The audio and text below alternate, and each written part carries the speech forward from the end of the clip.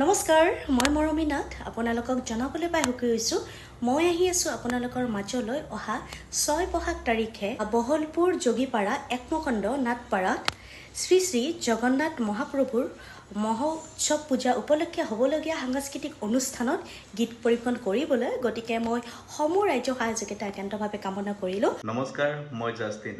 মই আহি আছোঁ অহা 6 বহাগ 20 এপ্ৰিল তাৰিখ ৰবিবাৰে বহলপুৰ নাথপাৰা শ্ৰী শ্ৰী জগন্নাথ মহাপ্ৰভুৰ পূজা উপলক্ষে আয়োজন কৰা এক সাংস্কৃতিক অনুষ্ঠানত গীত পৰিৱেশন কৰিবলৈ আশা কৰোঁ উক্ত দিনতসমূহ ৰাইজকে লগ পাম 20 এপ্ৰিল ৰবিবাৰে বহলপুৰ নাথপাৰাত।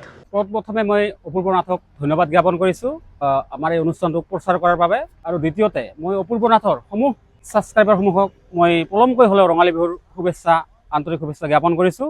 প্ৰথমে বগী বগী নৃত্য কম্পিটিশ্যন হ'ব, প্ৰতিযোগিতা হ'ব। স্বৰ্গীয় পলাশ চন্দ্ৰ নাথ, স্বৰ্গীয় প্ৰভাত চন্দ্ৰ নাথ আৰু স্বৰ্গীয় প্ৰেমচাঁদ নাথৰ সৰণীত এক প্ৰাইজ মানি বগী নৃত্য প্ৰতিযোগিতা হ'ব অহাকালি ঠিক নিশা 8 বজাৰ লগে লগে। আৰু পৰহি আমাৰ বিশেষ অনুষ্ঠান হ'ব সাংস্কৃতিক সন্ধিয়া। স্বৰ্গীয় অনুদেৱীৰ সৰণীত মঞ্চত সাংস্কৃতিক সন্ধিয়াত আমি বিশেষ আকৰ্ষণীয় সাংস্কৃতিক আমন্ত্ৰণ কৰিছোঁ শিল্পী, জনপ্ৰিয় কণ্ঠশিল্পী জাষ্টিন, তেওঁ গুৱাহাটীৰ পৰা আহিব। স্থানীয় শিল্পী বঙাইগাঁৱৰ পৰা আহিব মৰমী নাথ আৰু আমাৰ ৰূপা বড়ো নাটো আহিব। গতিকে সমূহ ৰাইজৰ আমি উপস্থিতি কামনা কৰিছোঁ।